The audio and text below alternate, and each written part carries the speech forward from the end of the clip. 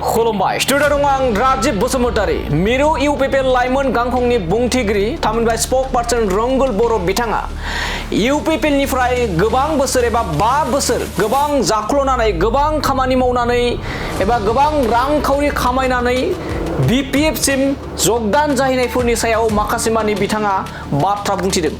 मा बुंदों बिथाङा? रंगुल बर' बिथाङा मा फोरमायदों? UPPL निफ्राय जासे जानानै BPF आव हाबहैग्राफ्रा 125th एमेन्डमेन्ट जुदि बिला जायो अब्ला बिथांमोननि थासारिया मा जागोन?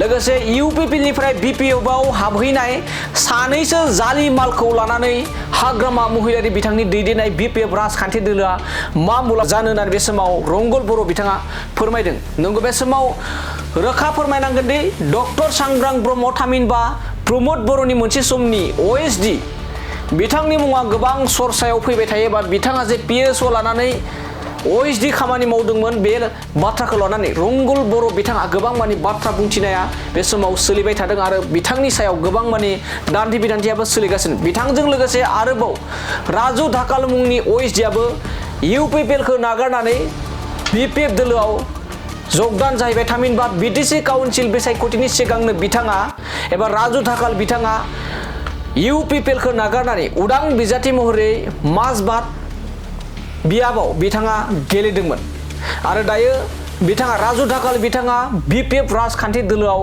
जगदान जाहैबाय। बिथांमोनखौ लानानै रंगुल बर'आ बिथाङा फोरमायदों दि UPPL निफ्राय जासे जानानै BPF आव हाबहैग्राफ्रा 125th एमेन्डमेन्ट बिला जायोब्ला मा थासारि जागोन, मा जागोन बिथांमोना?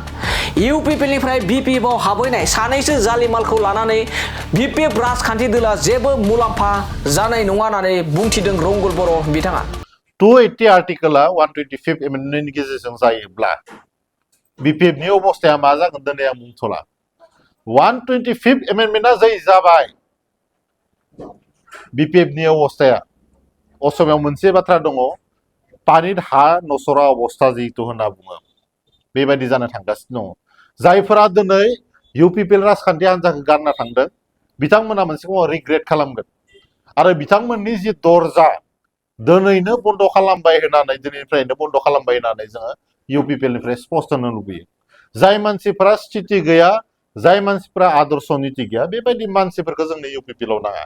खारन UPPL आ मोनसे नीति आदर्श गोनां, गोजोनखौ हास्थायग्रा, मानसिनि मोजांखौ हास्थायग्रा, रायजो राजानि खामानि मावग्रा मोनसे दोलो आरो जोंनि दोलोआव UPPL आव जाय मानसिफोरा हारिनि सेन्टिमेन्ट थागोन, जाय मानसिनियाव बर'नि थै थागोन, बे मानसिया UPPL खौ मालाबाबो गारनो हाया। जाय मानसिफ्रा UPPL खौ गारनानै थांदों आङो बुंनो नागिरगोन, आङो बेक्तिगत भाबे बुंनो नागिरगोन, पार्टी हिसाबै नङा, जाय बिथांमोना UPPL दोलोखौ दिनै गारनानै थांदों बिथांमोननि थैयाव भेजाल दङ। थारमाने भेजाल थैनि मानसिफोरा UPPL खौ गारना थांदों आरो बे भेजाल थैनि मानसिफोरा जेथिया BPF आव थांबाय बे BPF आव बेमारा हाबनाया एकदम रोखासै। गतिके BPF नि दैदेनगिरिफ्राबो साबधान, जोबोद साबधान जानाया मोजां। बस्थासे आलु गेसाव थायोबा गासैबो आलुआनो सेवजोबलाङो होननाय बायदि दिनै BPF राजखान्थि हान्जायाबो किसुमान आलु गेसावफोरखौ बिथांमोना बजबना लानायनि थाखाय लासै लासै BPF राजखान्थि हान्जाया सेवलांजोबगोन।